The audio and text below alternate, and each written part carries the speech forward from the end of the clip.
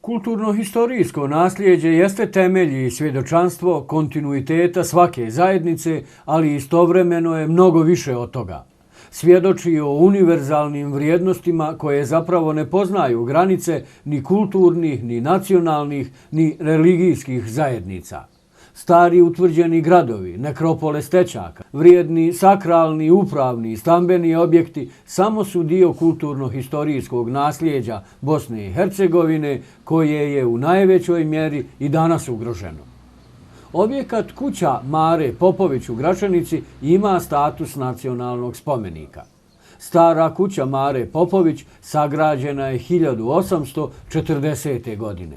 Prema predanjima, ovu bosansku kuću je sagradio svekar Mare Popović i ona je tu stanovala čitav svoj vijek. Ovaj stambeni objekat je kasnije promijenio nekoliko vlasnika i na kraju je prešao u općinsko vlasništvo.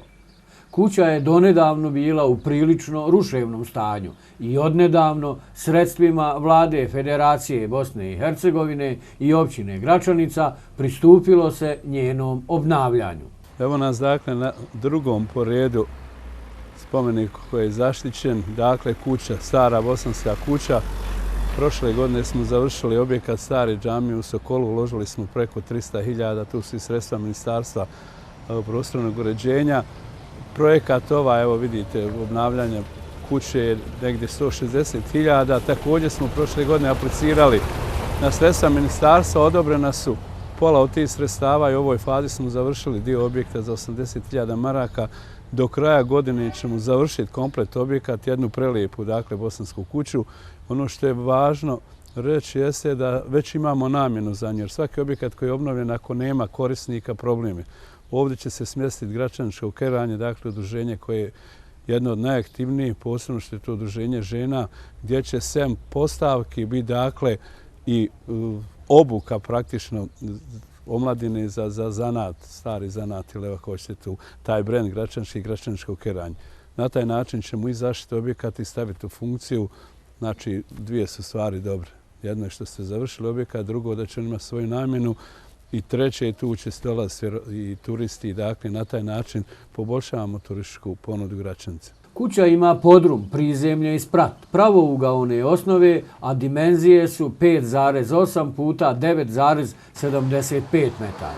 Podrum se nalazi ispod dijela prizemlja, a preostali dio prizemlja je položen na postament izgrađen od lomljenog i grubo obrađenog kamena visine u prosjeku 70 cm.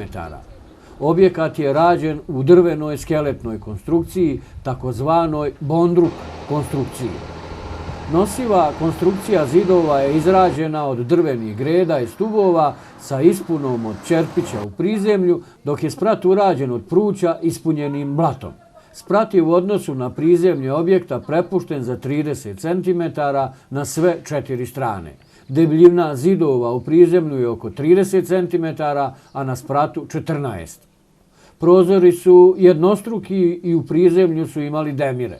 Krov je četvorovodan, drvene krovne konstrukcije, nagiba 45 stepeni, pokriven je dahčanim pokrovom šindrom. Stara bosanska kuća u Gračaničkoj mahali Varoš sagrađena je negdje u prvoj polovici 19. stoljeća, negdje oko 1840. godine. Ona do danas predstavlja, nažalost, jedini sačuvani spomenik stare tradicionalne bosanske arhitekture u gradu Gračanici, gradu u kojem je do prije nekih 100-tinjak godina bilo na desetine pa i stotine ovakvih sličnih kuća. Kuća Mare Popović, kako je evidentirana i kao nacionalni spomenik i ranije kao zaštićeni spomenik kulture, ne predstavlja tipičan primjer gračaničke čardaklije.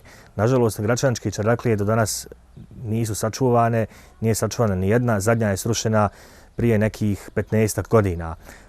Ova kuća koja se nalazi iza nas je zapravo stajala na samoj periferiji nekadašnjeg grada i više nalikuje